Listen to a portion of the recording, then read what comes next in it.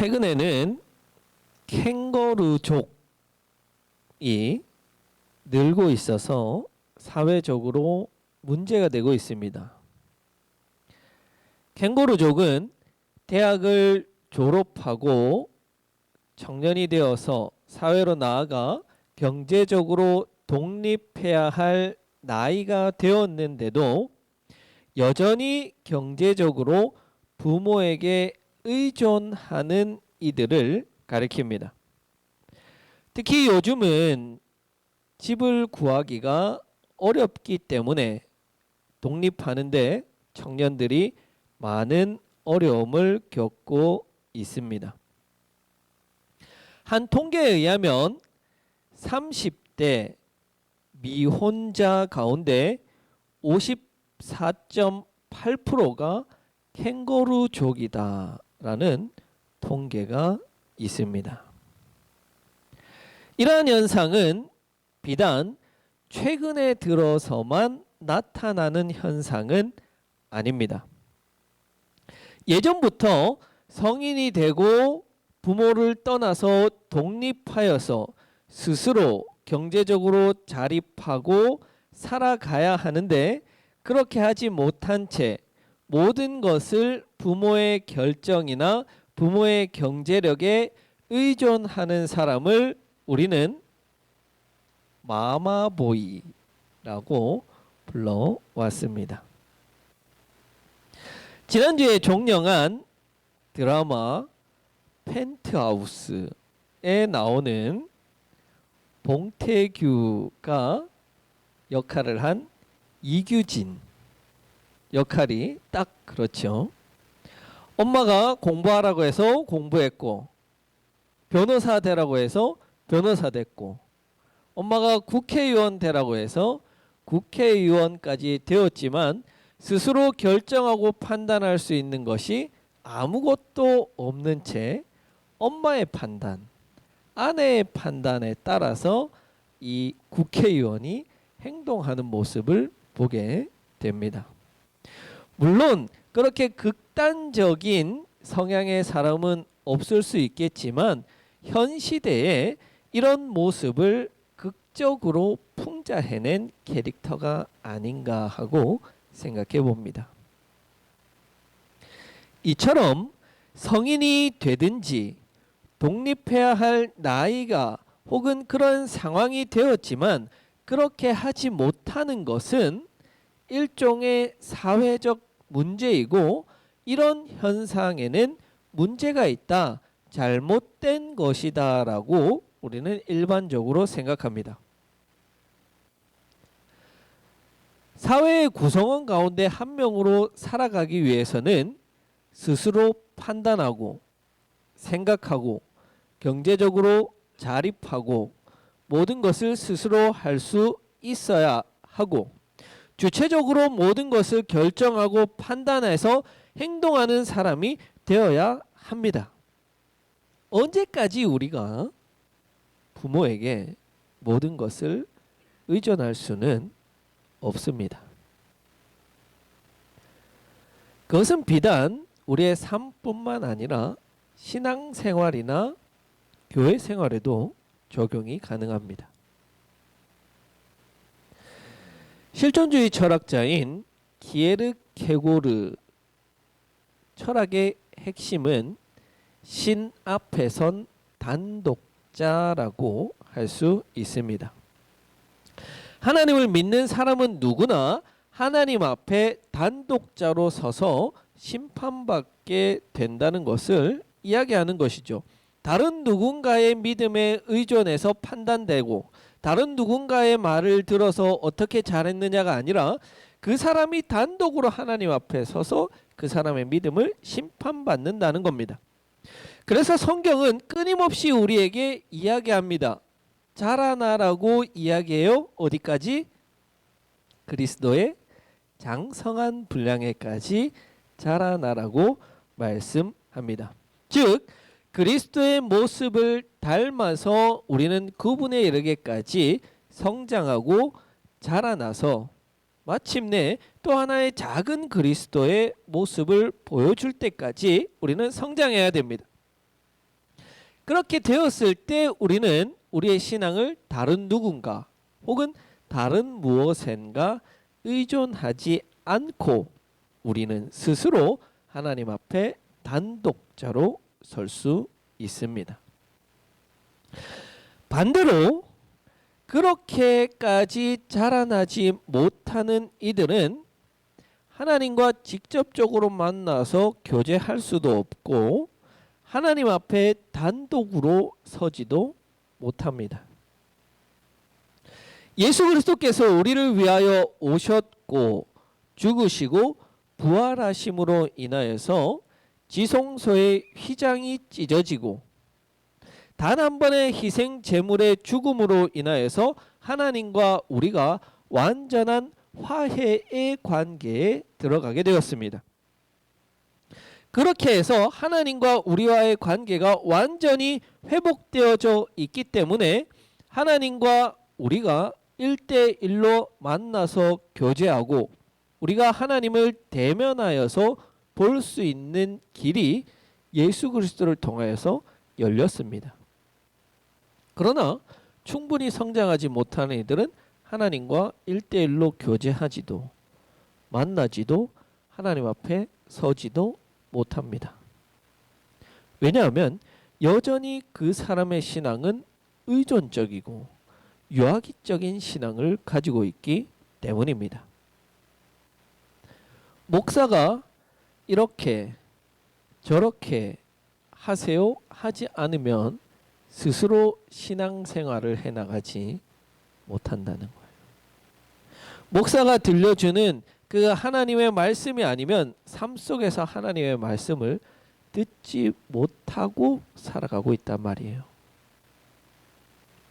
마치 출애굽 시대에 이스라엘 백성들이 하나님이 무서워서 하나님과 직접 대면하는 게 두려워서 하나님 모세를 통해서 말씀해 주세요. 모세님 우리의 이러한 요구를 하나님에게 말씀해 주세요. 라고 간접적으로 하나님을 만나고 간접적으로 하나님을 체험하는 것과 같습니다. 시대가 변하고 예수 그리스도께서 오심으로 인해서 하나님은 우리에게 직접적으로 만나주시고 직접적으로 대면하고 교제하고 싶어 하십니다. 그러나 여전히 현 시대의 많은 성도들이 그렇게 직접적으로 하나님과 만나고 교제하지 못한 채 담임 목사님을 통해서 하나님을 만나고 다른 목회자를 통해서 하나님의 음성을 듣는 그런 의존적인 신앙이 계속된다면 그 신앙은 마마보이적 신앙이고 캥거루족 신앙이라고 할 수 있습니다. 물론 이스라엘 백성들이 처음 출애굽했을 때에는 유아기적 신앙을 가지고 그 신앙이 모세에게 의존적일 수밖에 없었습니다. 왜냐하면 이스라엘 백성이 이집트에서 400년간 포로 생활을 할 때 하나님을 만나지도 경험하지도 못했기 때문입니다. 이제 막 출애굽한 이스라엘 백성들의 신앙은 유아기적인 것이지요. 당연합니다. 그래서 하나님은 모세를 통해서 말씀하셨고 모세를 통해서 일하셨고 모세를 통해서 이스라엘 백성들을 이끌어 가셨던 것입니다.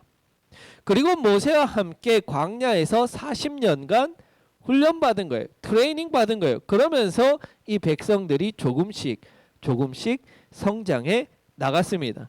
그리고는 여호수아와 함께 가나안 정복 전쟁을 거치면서 더욱 강한 용사로 거듭나게 되었습니다. 그리고 그 결과가 바로 오늘 우리가 읽은 사사기 1장 1절의 말씀, 바로 여기에 나오는 첫 구절입니다.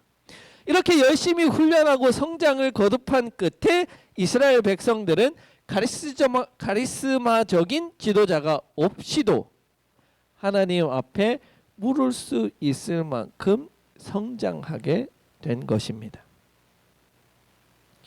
이렇게 사사기가 시작이 됩니다. 오늘 우리 본문 말씀인 1장 1절 말씀을 우리 다시 한 번 더 같이 읽어보도록 하겠습니다. 같이 했습니다. 시작. 여호수아가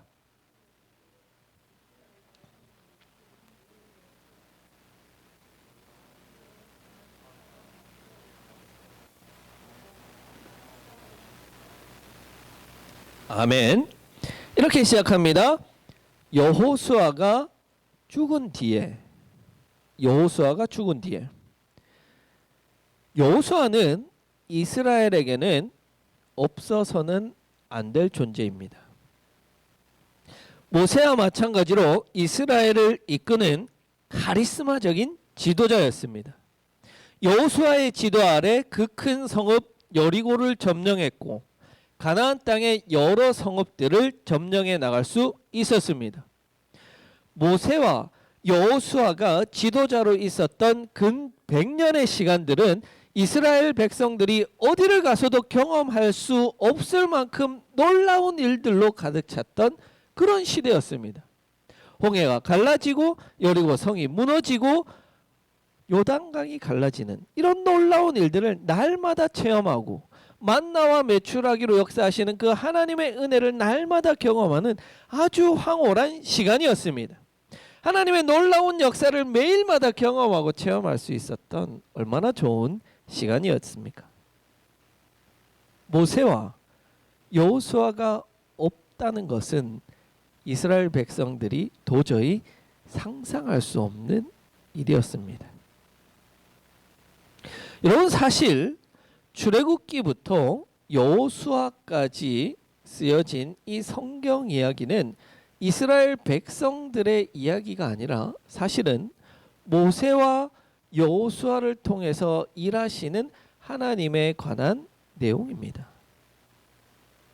이스라엘 백성이 무엇을 잘해서 하나님이 상 주셨다는 내용, 무엇을 잘해서 하나님이 나타나셨다는 내용은 하나도 없습니다. 그저 모세를 통해서 여호수아를 통해서 일하신 하나님이 드러나기만 하는 겁니다. 바로 그런 여호수아가 지금 죽어버렸다는 거예요. 모세가 죽을 때에는 하나님께서 여호수아라는 후계자를 세워주셨어요. 그래서 이스라엘 백성들이 여호수아를 따라서 가나안 정복 전쟁을 수행할 수 있었습니다. 그런데 여호수아가 죽은 이후에는 후계자가 세워지지 않았습니다. 그래서 이 여호수아가 죽은 뒤에라는 이 문장이 너무나도 중요한 거예요. 이제 이스라엘 백성들이 모세와 여호수아가 살아있을 때처럼 하나님의 뜻대로 행할 것인가, 그렇지 않을 것인가가 이제 결정되는 것이기 때문입니다. 이 청천벽력과도 같은 소식 앞에 과연 이스라엘 백성은 모세 없이도 여호수아 없이도 잘 해낼 수 있을까요? 그 대답이 이어서 나옵니다. 이런 구절이 이어집니다. 이스라엘 자손이 여호와께 여쭈었다. 이스라엘 자손이 주님께 여쭈었다. 여러분, 이렇게 대답하고 있는데 이 대답을 보니까 이스라엘 백성은 잘 성장한 것처럼 보입니까? 아니면 유아기적인 것처럼 보입니까? 맞습니다. 이 대답은 이스라엘 백성이 잘 성장했다라는 것을 보여주는 대답입니다.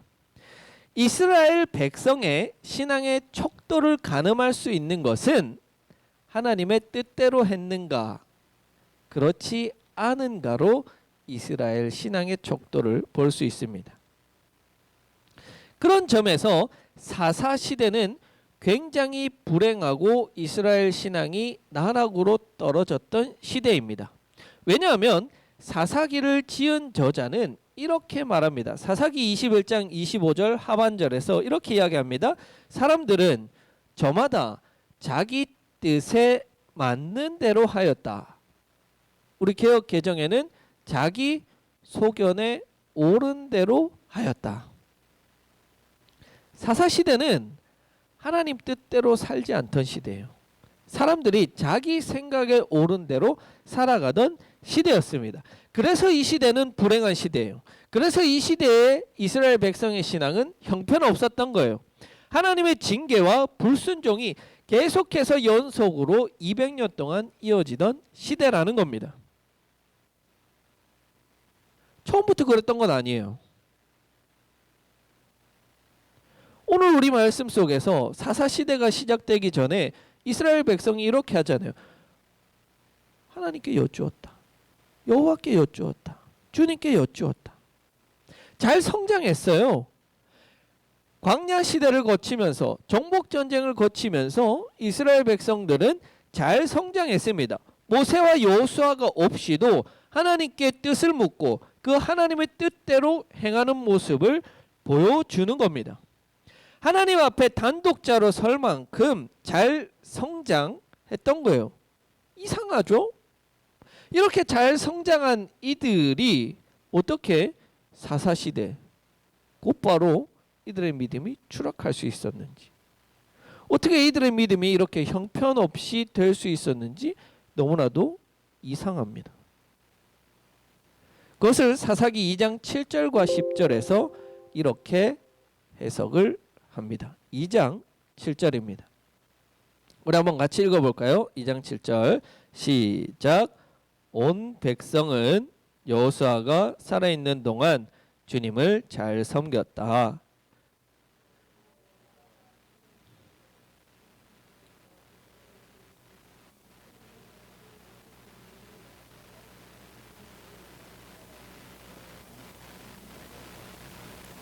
자, 놀라운 일을 경험한 이들, 노인들, 그것을 경험한 이들이 살아있는 동안에는 주님을 잘 섬겼대요. 자, 그런데 곧바로 2장 10절에서 이렇게 말합니다.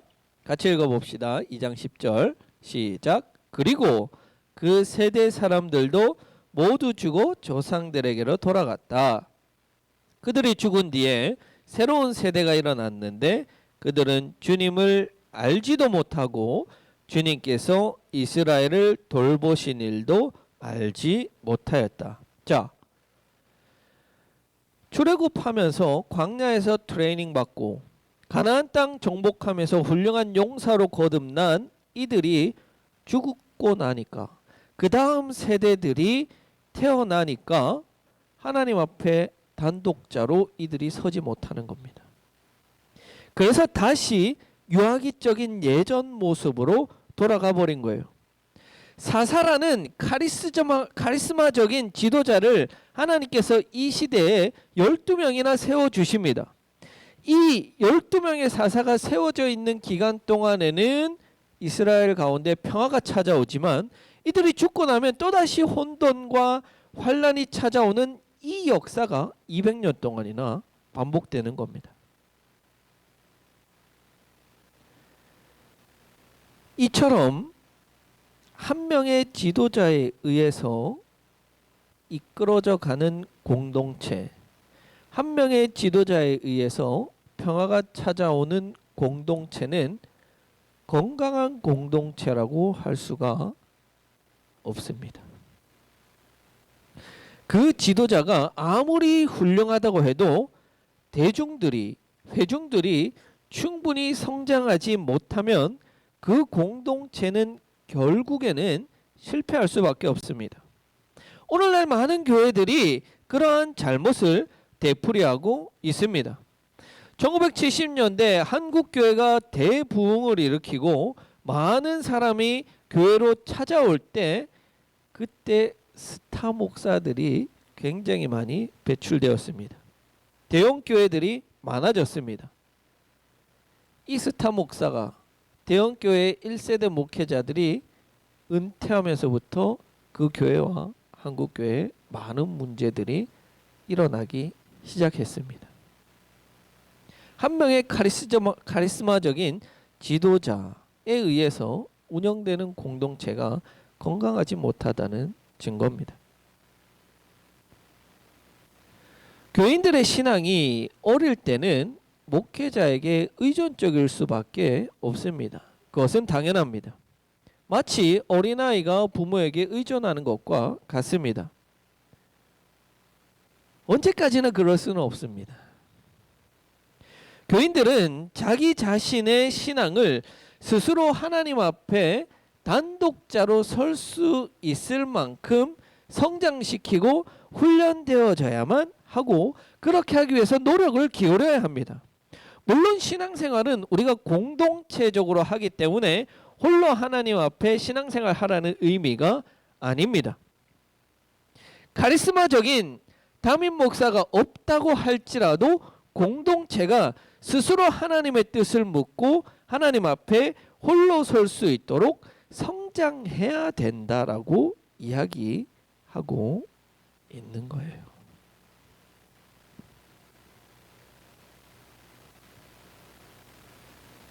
그렇게 오늘날 카리스마적 교회를 홀로 이끌어가는 카리스마적인 목회자들의 목회가 바르다고 이야기할 수는 없는 거예요. 그들이 있을 때에야 교회가 성장하고 교인들이 늘어난다, 부흥한다라는 표현을 쓸 수 있겠지만, 그 사람들이 사라지고 나면 교인이 줄어들고 교회가 문제가 생기는 모습을 보면 과연 그 교회에 출석하는 이들은 하나님을 만나러 가는 것일까, 아니면 목사를 보러 가는 것일까 하는 의문을 지울 수가 없습니다. 어느 공동체든지 각 사람에게 문제가 생길 수 있고 어려움이 생길 수 있어요. 교회도 마찬가지입니다. 담임 목사에게 문제가 생겼을 때 교회 전체가 흔들리고 어려움을 겪게 된다면 그것은 교인들이 아마 충분히 성장하지 못했다는 증거가 될 것입니다. 우리가 TV 프로그램을 종종 보면 이런 경우들을 잘 알 수 있습니다. 6명이서 하는 예능 프로그램이 있었습니다. 지금은 폐지되었는데 무한, 이런 프로그램이 있었죠. 이 프로그램이 13년 동안이나 지속됐습니다. 그러면 13년 동안 다 행복하고 다 잘 됐냐? 그렇지 않아요. 여기에 6명의 멤버들이 있는데 이 멤버들 가운데는 음주운전 때문에 무리를 일으켜서 하차한 멤버도 있고, 건강상의 이유로 하차한 멤버도 있습니다. 이런 어려움이 여러 번 있었지만 프로그램이 14년 동안이나 계속된 거예요. 왜냐하면 6명 모두가 주인공이기 때문에 한 명이 조금 어려움을 겪어도 다른 사람이 대체할 수 있고, 한 명이 하차해도 다른 사람으로 대체해도 크게 무리가 없이 잘 진행이 된 겁니다. 반면에 최근 TV 프로그램에 자주 나왔던 한국사를 강의하는 설땡땡 강사가 있습니다. 이 사람이 최근에 TV에 굉장히 많이 나오다가 지금은 나오지 않아요. 역사를 왜곡해서 강의했다라는 이유 때문에 여러 프로그램에서 이 사람이 하차했습니다. 그 결과 이 사람 혼자 주강사로 나왔던 그 프로그램들이 다 함께 폐지되었습니다. 한 명이 홀로 그 프로그램을 이끌어 가니까 그 한 명에게 문제가 생기니까 프로그램이 없어져 버리는 거예요. 한 명의 카리스마적 지도자, 그 리더십에 의해서 유지되는 공동체는 결코 건강하다고 할 수가 없습니다.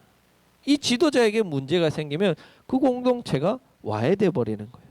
또한 내부적이나 외부적인 위협에 너무나도 쉽게 그리고 크게 노출될 수밖에 없습니다. 특히 교회 공동체가 그래요. 그래서 여러분들은 계속해서 성장해야 한다는 거예요. 지금은 우리가 시작하는 단계에 있기 때문에 여러분들과 제가 함께 성장해 가야 합니다.